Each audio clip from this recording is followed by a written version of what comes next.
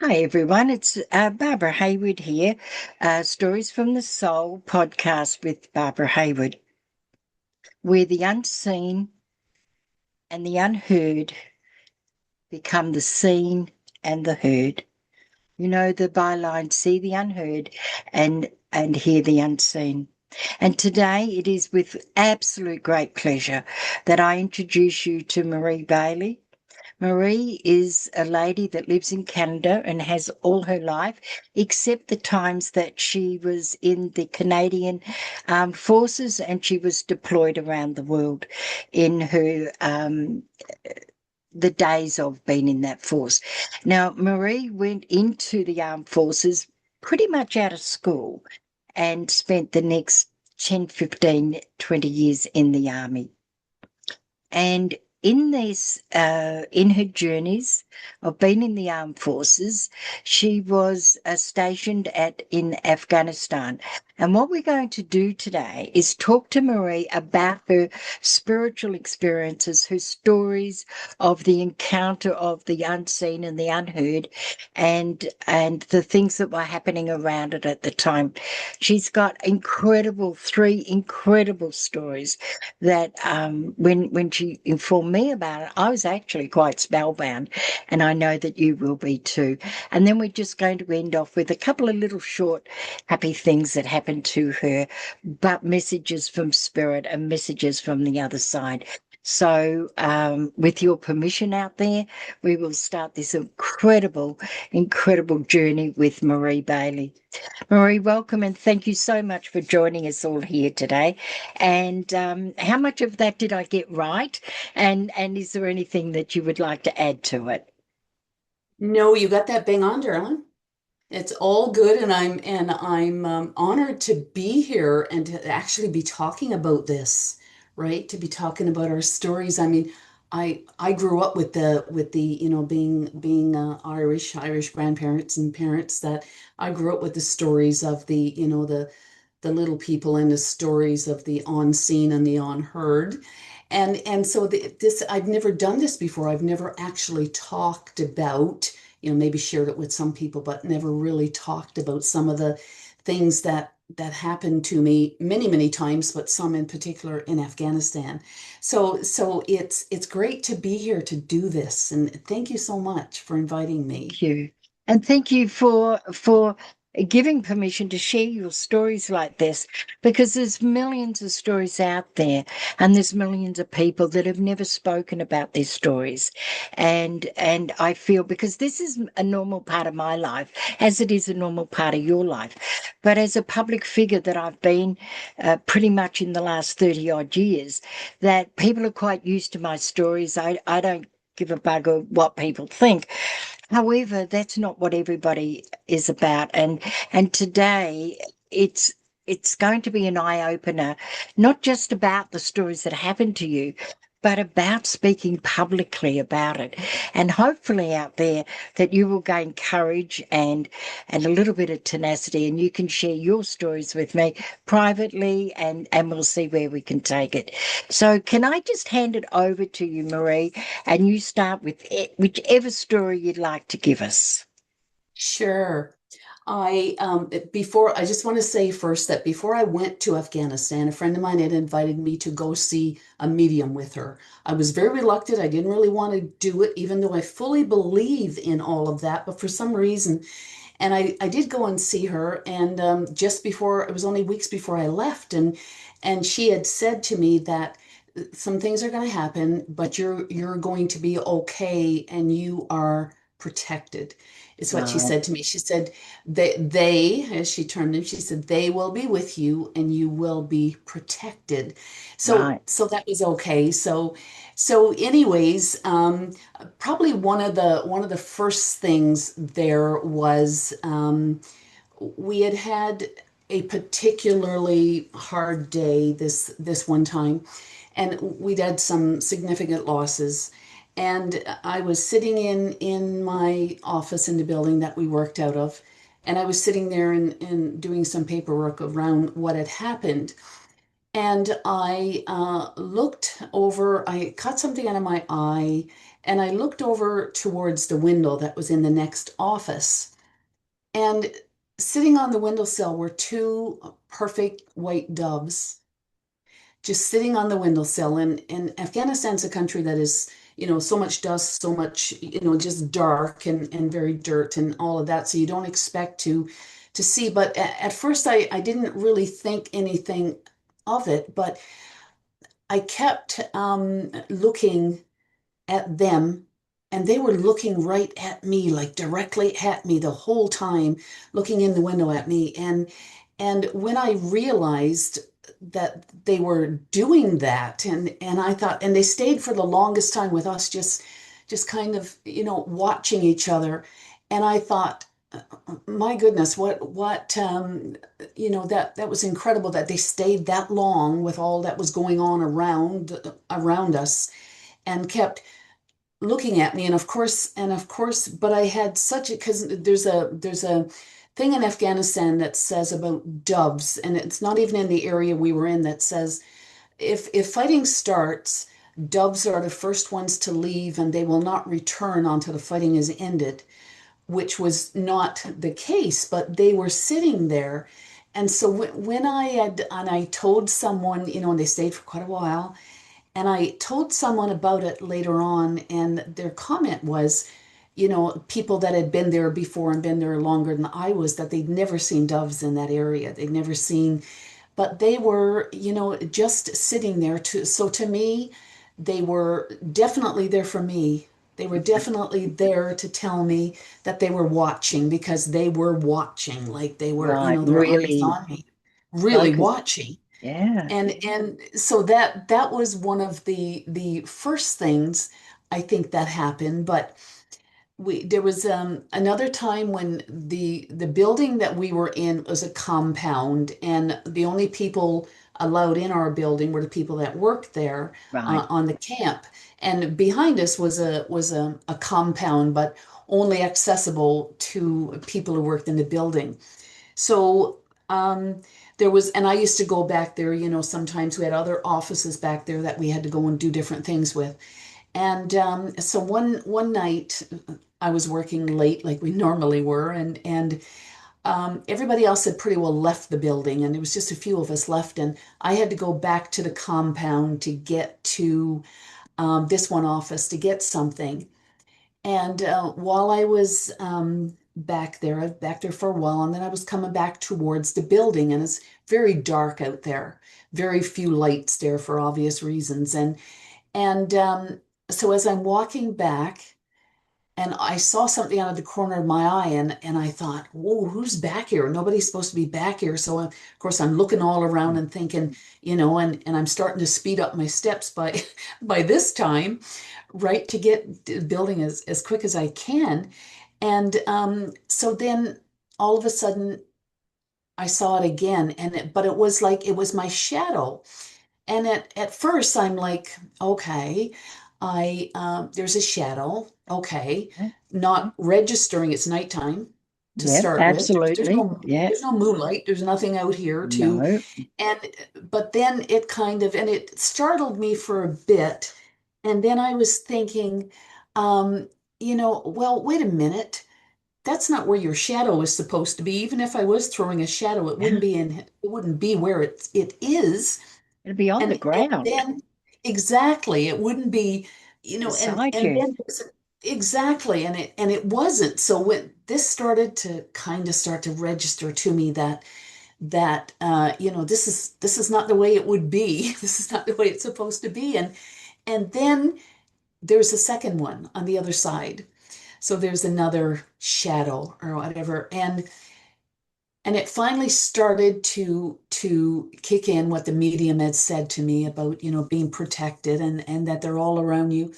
And it felt, so I started to slow down. I wasn't in Right. a pace to get back to the building then at that point, and I just started to slow down and just register what was happening here. And then, do you remember the poem Footprints in the Sand? Yes. Yeah. And where you don't see the footprints is where I carried you. There's only Yeah. one set of footprints. And that flashed right across me, That Wow. was right.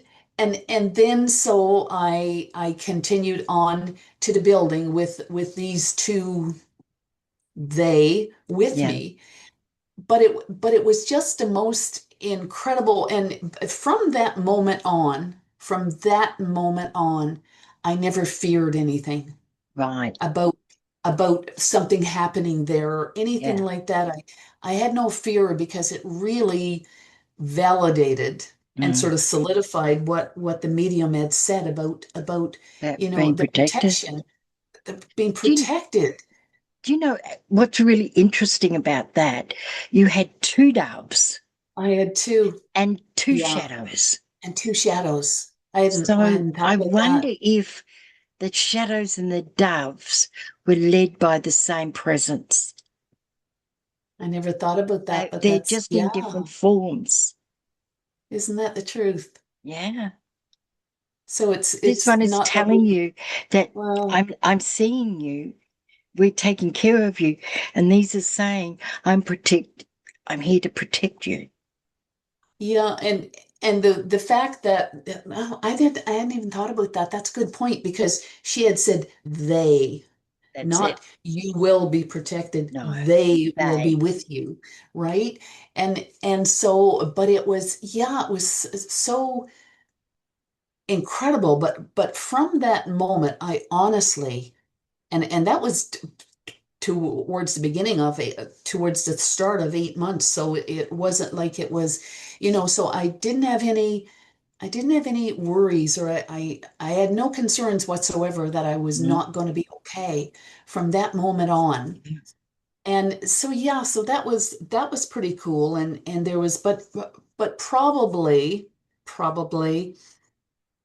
the one that really touched me the most, and I even when I think about this even today, I still get goosebumps, and tears can well up over this one. But we probably been there for maybe a month or so before we used to sponsor an orphanage. And so we would go there and see the kids and stuff. And I had not well, I'd been there once, but this was the second time going Right. back. And so this was fairly probably mid tour, I would say.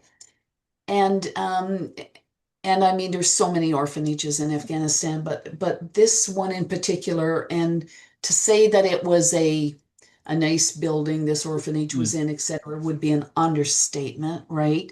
It was just a mud Yeah. hut with not sides on all sides, Yeah. put it that way, and mud floors, so just dark and dirty and blah.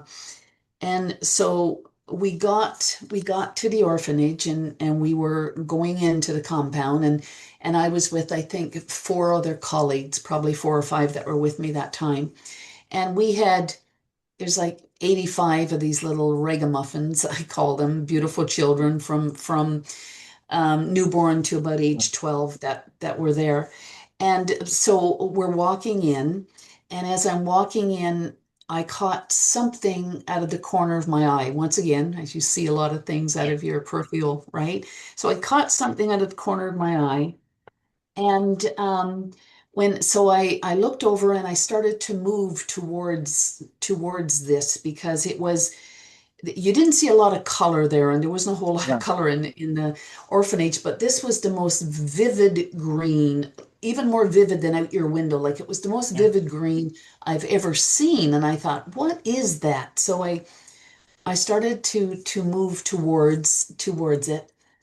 And as I get there, what I noticed from the back that there's a wheelchair. It's a wheelchair there. Okay. Now, that in itself, because you don't see a whole lot of disabled children in, Afghanistan, not in a lot of countries, but I hadn't seen a disabled child before, not when we were there the first times, and nobody had Yeah. ever mentioned this. And so I walk up to the chair, and I walk around, to the front. Mm.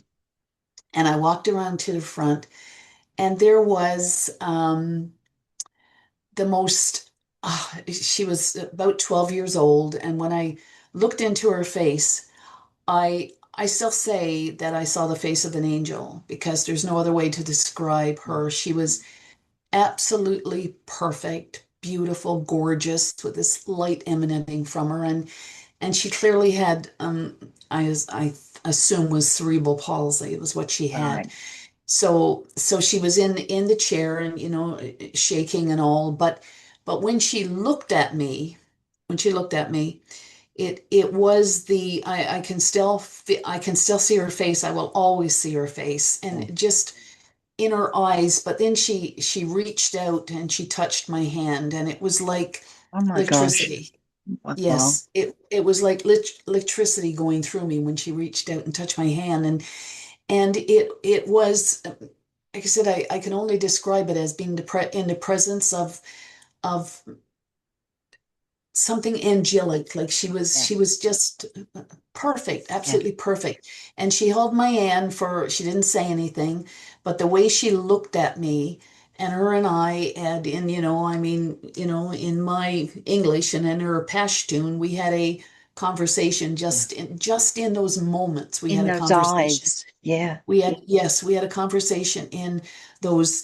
And so, and I couldn't stay with her long. I could as long as I could because No. we weren't allowed to be there for very long. And then we left, and as we were leaving the compound, I said to one of my colleagues, "Oh my goodness, like I've never seen, it's so unusual to see a disabled child." And she said, "Well, what are you talking about?" And I said, "Well, the little girl in the chair, with the," and she said to me, I didn't see any little girl in a chair. I didn't see it. I don't know what you're talking about. And I looked around, and she wasn't there. There was nobody there and the way the compound was, there wasn't a whole lot of places for her to go that you couldn't Yeah. still see her. And the other people that were there as well said, "No, we didn't see anything. We don't know Wow. what you're talking about," right? So clearly, clearly Clearly. I was the only one that saw her. And once again, she was there for a reason. She was there to, and but it was, yeah, like even when I talk about it today, I see her and I can feel that, and I just, she was real. Like she was so She's real. real. She's real. She's Yeah. real, right? And so that was such an incredible, and as we're driving away from the camp, I'm looking back and trying to, and no, no. And I mean, you couldn't have mistaken that vivid No. green. You couldn't have No. mistaken that. And You the could not fact have that she mistaken. reached out and held your, touched your Yes. hand, and there was that Yes. that touch and body Yeah. communication as well. Yeah. That's Yeah. incredible. That was it, And in right? That amongst yeah. in amongst a war, Yeah, absolutely. you know. And I think about her so much, and think that, wow, if there was another message to say, that everything is okay coming from somebody, but I wondered about the part about the disabled, and I mean, there's so much in there, so many messages that could come. Why a disabled child, and Well, why was because disabled children in Afghanistan is rare yeah, in a yeah, wheelchair because they don't have furniture and all sorts yeah, of components or anything. So it had to be uniquely different, I yeah. think, for you to even take notice. Oh my goodness, yes. Yes. You And it know? and it was and it felt like while I was there with her that people were just going around us and doing their thing and whatever, but nobody was paying any attention to her. Nobody at all was paying Yeah. any attention to her.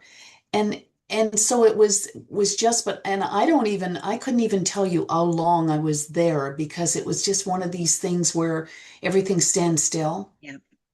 and you don't, like, time doesn't mean anything. Like Yeah. it just, so yeah, so that was, I've had a lot of experiences in my life in different places and different, and more in Afghanistan, but that one was just, because it wasn't fleeting. It was so real.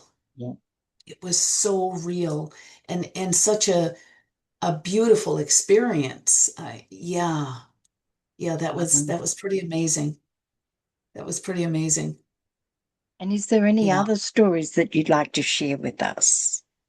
Oh my goodness. I Please. only had I think there was a lot, but there was another one too where everybody said, oh, you're crazy. There's no way that you, Mm. but but another day something had whatever was going wrong. Well, what doesn't go wrong in it when you're in an environment like that, but something had gone wrong.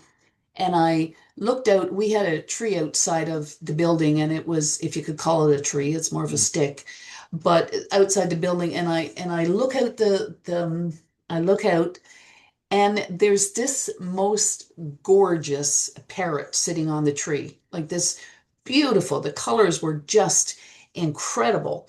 And once again, just sitting there on the tree right at our window. And I thought it never registered to me either until someone said to me afterwards, well, they're not normally, not this area Mhm. either where we Yeah, were. They're not normally wouldn't be, and I thought, so that was once again, it seemed like birds. Like yeah. am I the only one seeing birds?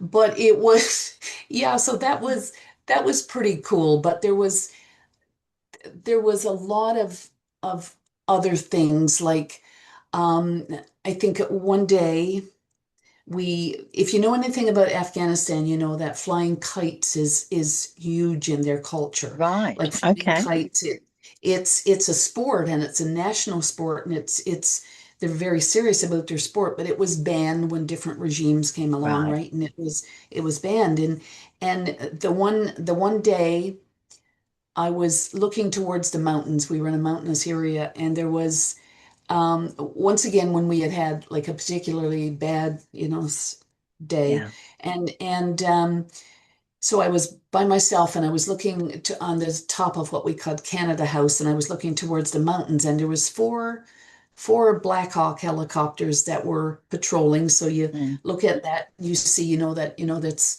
what that's about. I mean, war and you see those machines there. And then suddenly in the middle of those machines, which would have been too high for anybody to be holding, Right. there was a beautiful red kite flying. And so I'm like, okay, A in the red kite midst in the middle of a what? red kite in the middle of that. And it was the only one I saw over there because I mean it was, not something they were doing at the time. Right. And Well, there that wouldn't have too, been any people there there wouldn't have been any people because there. of what's been happening through the Yeah, day and that sort of thing. So you yeah. couldn't even logically put a kite there. You couldn't. And all I was thinking was, you know, geez, there had to be, what would they be standing on? Like they're towards the mountains, but still, Blackhawks are flying quite high. There's Oh, not a, yeah. and so that was another one too that was like, okay, okay, there's It's another not logical. symbol, not logical, There's doesn't make nothing any logical sense. about it. There's nothing Nothing. human. It's like, yeah, I can No, explain no, this away. yeah, There's absolutely. nothing. Nothing. And it was like, and once again, I told people about that, and they said, well, that'd be pretty strange for that to happen. And I'm like, hmm. But yeah, like unexplainable. And it's like, okay, everything, I mean, everything happens for a reason. Yeah. Everything is there for to tell us something or to whatever. But that was, and the starkness of it against these four war machines and the Wow. starkness of that saying, right, So, was so just how so, big do you think this kite might have been? oh, If it was I so don't know. I mean, high it was, and it was so yeah. red, what time of day? Oh, it was during, I think it was in the middle of the day, but it was Right. like they were far enough away that I knew they were what they were, the Right. planes. I knew what they were because I could, hear and everything. So I knew what they were and what we had on the camp. But that was big enough for me to see that it was a kite and not just something red. That was Yeah. large Yeah. enough in the midst of all of that was. was just kind of like, okay, how do you, Okay, can I ask you another question? This sure, is intriguing me, right? I mean, your stories are intriguing, but this intrigues me. So you've got four helicopters up there. You got where about is it between a couple of helicopters? Is it above, beside, below, in the it looked middle? like it was right in the middle because they're flying in Yeah. formation. There's two and two, right? And it Okay. looked like it was right in the middle of the two and two once again, two and two.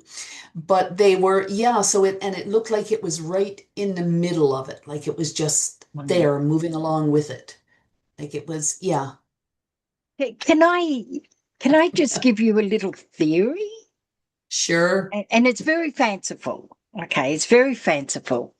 Um, I should have asked because I didn't know this story. So, um, would you mind if I mention your spiritual beliefs? sure. You're a Catholic, No, and no, Christian. No, Christian. I'm not Catholic. I'm, yeah, Sorry, Christian. Protestant. Yeah. Okay, same thing. You've got Jesus on the cross. And if you have a look at a kite, it's got a long and two side paths. There's the cross of Christ. Hmm. Hmm. And if we You look at kind of never, red, that is the yeah, blood of Christ. And you'd interesting. had some really heavy days. Yeah, yeah, absolutely.